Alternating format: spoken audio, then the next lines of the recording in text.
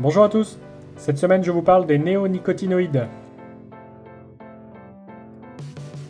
Les néonicotinoïdes sont des substances toxiques pour les insectes qui agissent sur leur système nerveux.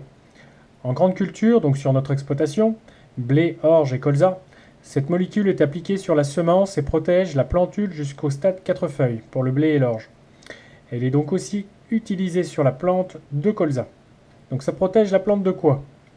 Ça protège la plante et plantule des insectes qui pourront la piquer, lui transmettre la jaunisse naissante pour l'orge, la maladie des pieds chétifs pour les blés, les charançons sur les colzas qui se nourrissent du bourgeon terminal et détruisent la plante. Elle protège donc la plante après les semis et jusqu'à l'entrée de l'hiver, où les températures chuteront et où il y aura moins d'activité d'insectes piqueurs.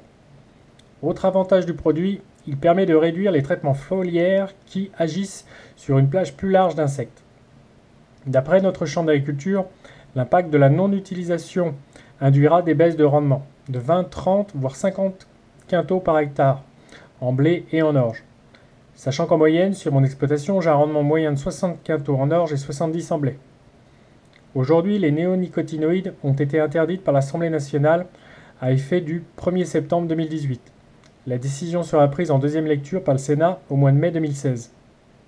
Cet amendement portant sur cette interdiction des néonicotinoïdes est porté par le député de l'Indre Jean-Paul Chanteguet, qui désigne la substance comme tueuse d'abeilles.